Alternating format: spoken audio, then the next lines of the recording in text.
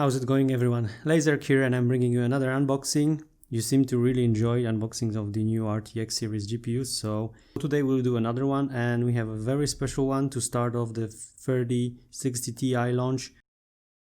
Gigabyte Aorus RTX 3060 Ti, so the newest addition to the Ampere family of GPUs. This is not a review, so if you want to see the review, I suggest you subscribe to the channel because there's definitely one coming up, hopefully next week, if I'm able to test the card.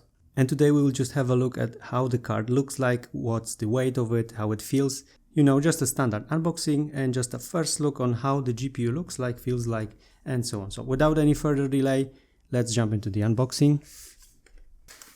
Okay, let's get the big box out.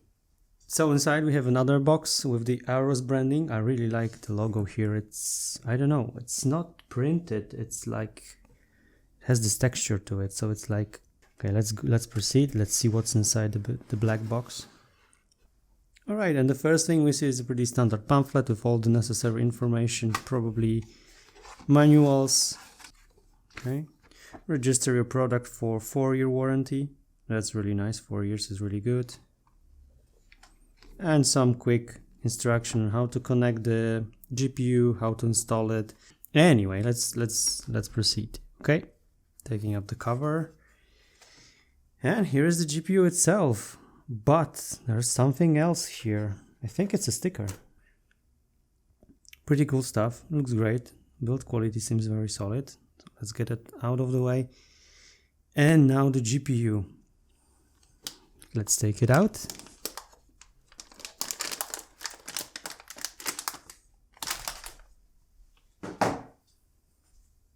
There's always a seal on those boxes here. So you are sure that nobody else have opened it. So let me peel off the sticker. And this is it. This is the GPU. It has some massive foil on it. It has some messy protective foil on it that has been, I don't know who did it, but they should have definitely done a better job. Look at this. It's been peeled off here. Well, not the best first impression, but I guess it doesn't matter. Okay, so here we have the ports. We have 3 HDMI and 3 display ports. So we can connect quite a few displays here, but I believe still the maximum amount Ampere GPU support is 4. Don't quote me with that, I might be wrong. Okay, so this is how the card looks at the front. 3 pretty big fans. What do we have here? Oh, we have a connector, power connector here with 8-port and 6-port connectors to your PSU. Same as for 3070, I believe. This is the back of the card. Let's have a look at that. Maybe let me put it this way. Okay, it has a PCIe route. That's obviously here. Okay, the back is, I think it's metal, which is nice and should help with heat dissipation.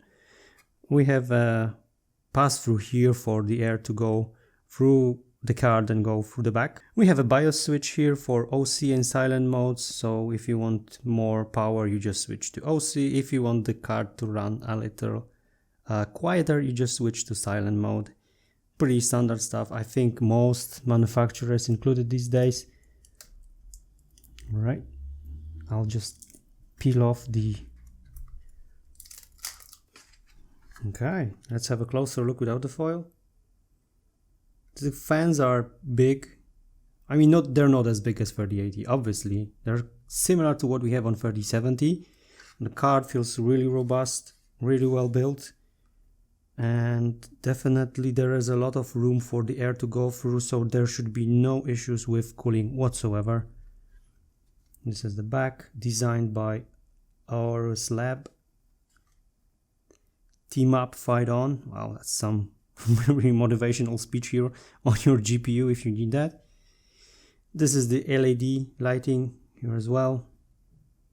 And on the top we have a screen here that is able to display your personal message or some predefined GIFs and for example card temperature, which is pretty nice. Here is the bottom of the card. You can see it's quite thick. Not as thick as the 3080s, but still thick enough to make you wonder whether really this is necessary. But probably for the cooling it's great. I mean, definitely will allow for better cooling experience, so the card should run a little bit quieter than the bigger brothers. Alright, and this is the first look. For a review, like I said, we need to wait still a couple more days. I need to connect it, I need to get it running, I need to check it with all of the games that I use for benchmarking, compare it to its bigger brother, see how it lines up against the 6800 XT from AMD. So if you would like to see that, just remember to subscribe to the channel to be notified when the video is up. That's it for today. Thank you for watching. I'm Laserk, and I'll see you soon.